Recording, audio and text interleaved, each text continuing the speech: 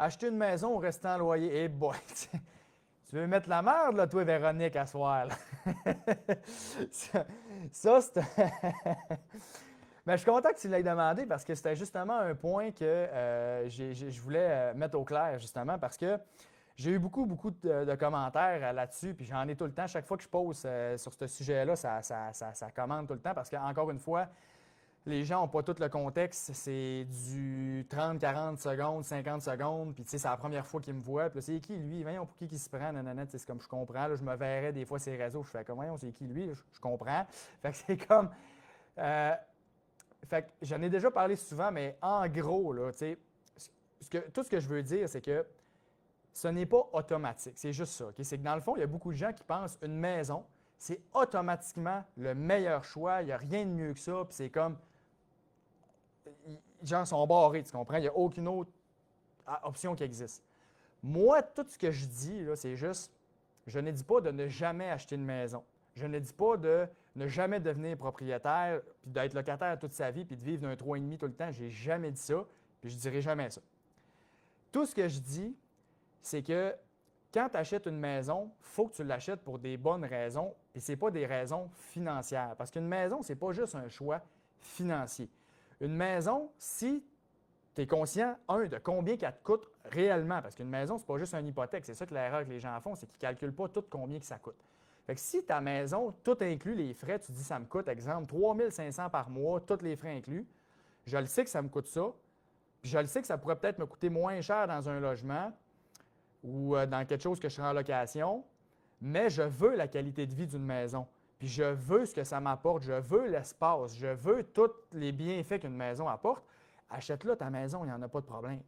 Moi, ce que je fais, juste mettre un petit bémol puis un break des fois, c'est si tu es seul ou tu es en couple, pas d'enfant, tu n'as pas besoin de l'espace d'une maison, tu es un professionnel, tu es un entrepreneur, tu n'es jamais chez vous anyway. C'est comme, là, tu as acheté une maison tout seul, payer pour tous les frais au complet tout seul, puis utiliser pratiquement pas l'espace parce que tu es tout seul, bien là, c'est comme tu fais juste mettre de l'argent dans le vide, carrément. Même si elle prend de la valeur, la mise de fonds que tu as mis, les frais de notaire, les frais pour rentrer dedans, plus ton paiement à chaque mois, tu es bien mieux de pogner ça puis mettre ça dans d'autres investissements dans ta business, mettons, puis tu vas avoir un bien meilleur ROI, retour sur investissement, que la prise de valeur de ta maison. C'est sûr. Tu sais, si tu pognes exemple, dans les 5 années que tu startes ta business, au lieu d'acheter une maison, tu te dis je vais rester en logement, puis je vais tout pogner mes billes, puis je vais mettre ça dans ma business, puis que ta business, dans 5 ans, tu génères, je ne sais pas, moins 500-600 000 par année à cause de tout ce que tu as mis, puis en plus, ta business, je ne sais pas, elle vaut 5 millions, puis tu es capable de la vendre, exemple, je dis ça de même. On s'entend-tu que tu vas avoir fait bien plus d'argent que la prise de valeur de ta maison? Fait que c'est juste ça le point, OK? C'est juste que pour certaines situations, certaines personnes, être locataire, ça peut être avantageux à un moment dans leur vie, puis c'est pas automatique que quelqu'un qui est propriétaire à 25 ans, puis quelqu'un qui est locataire à 25 ans, puis qui reste locataire jusqu'à 30 ans, que le propriétaire qui, dans 5 ans va être plus riche que le locataire. Oui, ça peut arriver, mais ça peut être l'inverse aussi, puis c'est juste ça que je dis. Puis tu sais, il y a des statistiques qui ont sorti récemment, là, puis je me souviens plus si c'était à New York, je pense que c'est à New York, mais c'est une place aux États-Unis, une grande ville, qu'en ce moment, genre, il y a vraiment beaucoup de millionnaires qui sont locataires. Fait que parce que c'est justement, ils comprennent ce que je suis en train de dire là, qui est juste, le côté, eux autres, ils ne veulent pas nécessairement de maison pour être à une place et être pognés, fait qu'ils veulent être plus libres pour des raisons émotionnelles, c'est pour ça qu'ils sont locataires, mais aussi du côté financier, c'est qu'ils peuvent garder leur cash pour faire d'autres choses avec qui est plus payant pour eux autres puis qui les apporte plus. Fait que c'est juste ça. Moi, tout ce que je dis là-dedans, c'est juste d'être ouvert puis de ne pas juste comme arriver avec la vieille mentalité des années 60, comme une maison, c'est juste ça, puis ça, c'est mon fonds de pension. Puis c'est parce que si ta maison, c'est ton fonds de pension, buddy, là, ton plan, il est semi. Je suis désolé, là, mais il est semi. Il y a d'autres choses à faire que juste une maison. Je ne dis pas que ça ne peut pas faire partie de ton patrimoine puis de ta stratégie puis tout, c'est correct. Mais si tu te fies juste ta maison pour accumuler quelque chose, ça veut dire que tu gères peut-être pas bien tout le reste de ton argent, puis que tu laisses de l'argent sur la table, c'est sûr. C'est juste ça que je dis. OK? Fait que c'est juste ça. Fait que locataire, propriétaire, ça dépend, c'est du cas par cas. Il y en a pour qui c'est mieux d'être propriétaire, il y en a d'autres pour qui c'est mieux d'être locataire. Puis, je pense pas que tu ne veux pas rester locataire pendant 30 ans toute ta vie. C'est que tu veux être locataire quand ça vaut pas la peine d'être propriétaire, comme je dis, quand tu es tout seul. Puis mieux préparer ton move. Puis quand tu arrives dans 5, 6, 7 ans, puis tu es prêt à acheter, bien, tu achètes en étant optimal. Là, tu peux faire le wrap, ton CELIAP, des stratégies avec ça. Puis là, tu achètes vraiment comme en connaissance de cause, puis comme que tu es prêt. T'sais. Fait que c'est juste ça. Ça peut juste être encore mieux. Puis même si tu payes ta maison plus cher, l'important, c'est que, comme je te dis, c'est que tu vas avoir fait plus d'argent parce que tu vas avoir fait d'autres choses avec.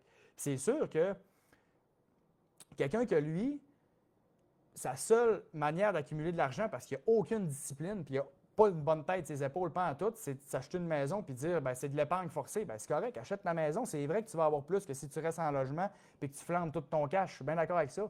Moi, quand je fais des vidéos, ça ne s'adresse pas à des gens qui flamberaient tout le cash en étant locataire. Ça s'adresse à des gens qui seraient stratégiques parce que j'en ai déjà rencontré. Tu sais, je donne l'exemple un moment donné dans le podcast.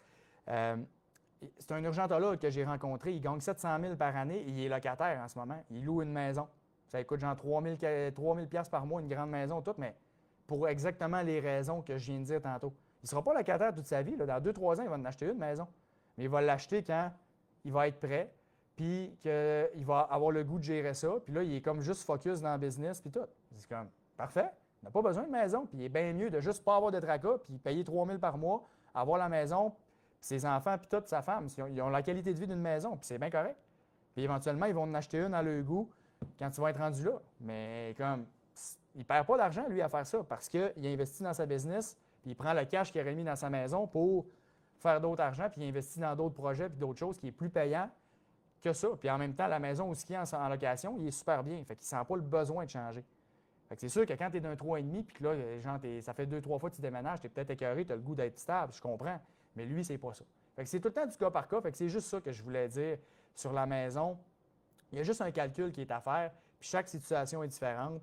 Puis jamais, je le répète, que je dirais n'achète jamais de maison, c'est pas ça. Puis je dirais pas reste locataire toute ta vie. Je dis juste fais tes calculs comme il faut, puis assure-toi que tu fais le bon choix pour toi. That's it. Tu penses quoi du Infinite Banking? Bon, là, je ne rentrerai pas trop dans les détails, là, mais c'est à la mode. Marketing, c'est cool, puis c'est comme tout le monde en parle de ça. Mais en bout de ligne, là, la conclusion, c'est que c'est pas si hot que ça. OK? Fait que, on va régler ça. Là. C'est pas si malade que ça. Est-ce qu'il n'y a rien de magique dans la vie? Là? Puis c'est comme. C'est ça. Je veux dire, il y a des gens qui vont parler de ça parce que si tu prends un produit d'assurance de ces montants-là, bien, c'est sûr que c'est avantageux pour certaines personnes qui vendent des assurances. Fait que ça va être à la mode, puis quand il y a une mode, bien, tout le monde en parle parce qu'il y en a plein qui ont de l'argent à aller chercher. Mais en bout de ligne, la conclusion, ça s'adresse à très peu de gens. Il faut qu'ils comprennent ce qu'ils fassent vraiment. Puis il y a des règles qui ne sont pas pareilles parce qu'aux États-Unis, la fiscalité est différente versus ici. Fait qu'en bout de ligne, c'est vraiment pas si hot que ça. Puis ça, c'est overripe, là, vraiment overripe. As-tu une raquette de tennis de FNB de lousse, des détails sur les FNB? Dans le fond, les détails sur les FNB, écoute, tu peux-tu juste plus me donner c'est quoi que tu voudrais comme détail, mettons, sur les FNB? Dis-moi ça, parce que je peux parler de plein de choses. Fait que dis-moi c'est quoi que tu voudrais comme détail.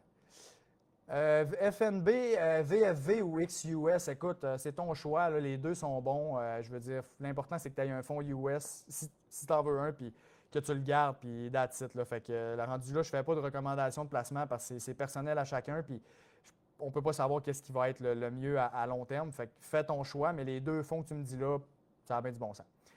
Nous avons cotisé dans les runs de nos enfants, mais certaines années, nous avons mis 2400, 2419 pour un enfant. Si nous voulons rattraper les droits non cotisés, peut-on mettre le 1700 complet en plus du 2500 cette année? Ou yes, ou on doit le faire par année, donc ici, chercher.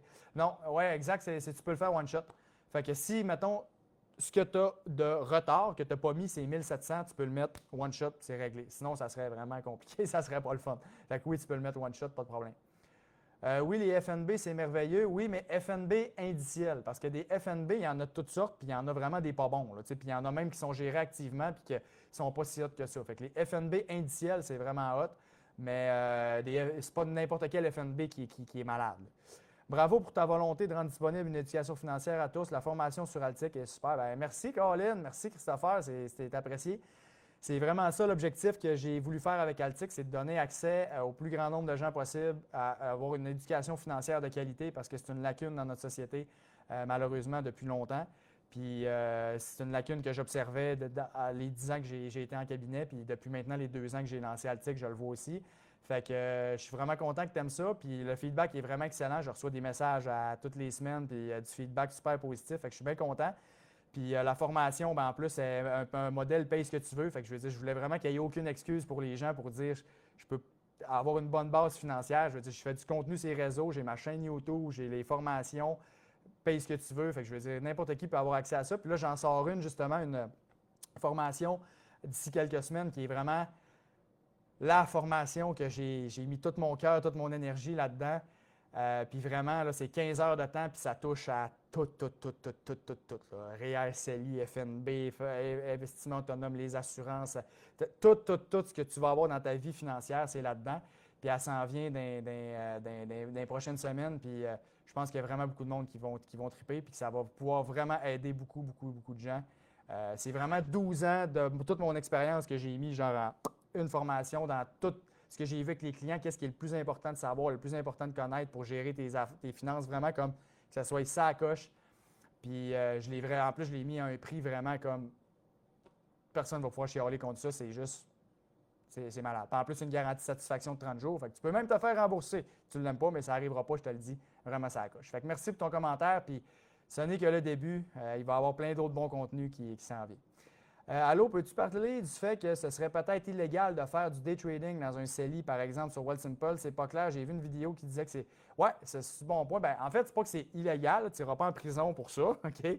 C'est juste que tu peux perdre l'avantage du CELI. Fait que si le gouvernement, mettons, considère que c'est du revenu d'entreprise, ben, il va dire tu vas être imposé. Fait que tu vas perdre l'avantage de ton CELI. Fait qu'effectivement, du day trading puis de la spéculation dans le CELI, c'est quoi cette sonnette-là?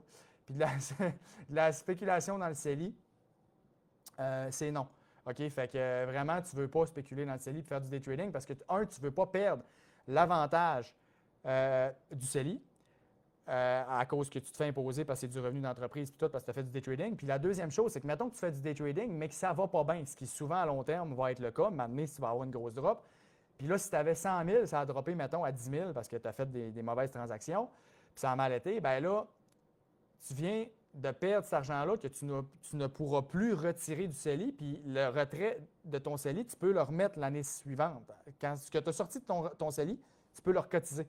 L'année d'après, tu le regagnes en droit de cotisation. Mais là, si tu l'as perdu, tu ne le sors pas, donc tu ne pourras pas le remettre. Fait que là, tu viens de perdre l'opportunité de faire travailler 90 000 à l'abri de l'impôt pendant des décennies dans des petits fonds indiciels bien pépères qui auraient doublé aux 7, 8, 10 ans, dépendamment du rendement, pour avoir été greedy, essayer de faire plus, puis finalement, t'être brûlé, puis là, tu as perdu un énorme avantage. Fait que la spéculation dans le CELI, je le conseille vraiment pas. Merci pour cet exercice, c'est bon pour notre profession, fait plaisir. Qu'est-ce que tu penses d'utiliser la MAPA méthode Smith pour payer sa maison plus rapidement avec les revenus de son duplex, à chaque nous mettons 20 de mise de fonds, refinancement, la marge de crédit? Ouais, ben dans le fond, la mise à part de l'argent, ça peut être bien. Je te dirais, là, je ne peux pas répondre à ça en ne voyant pas les chiffres officiels puis tout, mais oui, si tu te fais checker ça par un bon comptable, puis un bon plan de film, puis genre que ton setup, tu sais ce que tu fais, tu comprends bien, puis qu'effectivement, tu fais une bonne mise à part de l'argent, puis que tout est bien setupé, puis que c'est vraiment comme ton intérêt devient déductible, puis tout, oui, ça peut être bon. OK? Fait que c'est tout ce que je vais dire, parce que je n'ai pas plus de détails que ça, mais oui, ça peut être bon, mais dans ce genre d'affaires-là, c'est important d'être bien accompagné puis d'avoir des gens compétents autour de toi pour être sûr que tout est bien setupé puis que tu comprennes surtout ce que tu fais puis que tu ne fasses pas juste dire « Ah, j'ai vu ça, ça a l'air cool » puis tu le fais mais tu ne comprends pas. C'est vraiment important de comprendre. Again, et j'aime bien suivre tes vidéos qui sont très instructives. Bonne continuation. Bien, merci beaucoup, c'est gentil. Mes REER sont placement à Québec. Ma question, si je veux transférer un REER sur BNCD pour acheter des FNB, des actions, s'ils sont avec Placement Québec, il faut que tu checkes si tu as des échéances. Puis, dans le fond, quand ils sont venus à échéance, ben là, tu pourras les transférer. Mais si tu as des échéances, ben, tu ne pourras pas les sortir tout de suite. Il faut juste que tu vérifies. Puis, sinon, tu vas pouvoir les transférer quand ils vont être libres. Il n'y a pas de problème. Est-ce que je peux adopter pour sauver l'impôt?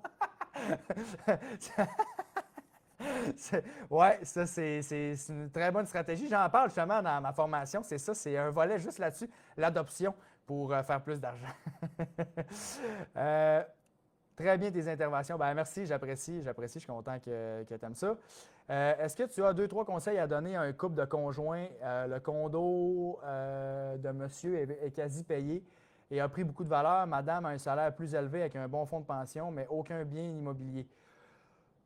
Ben écoute, je dirais de garder votre relation le plus longtemps possible, puis de faire des investissements.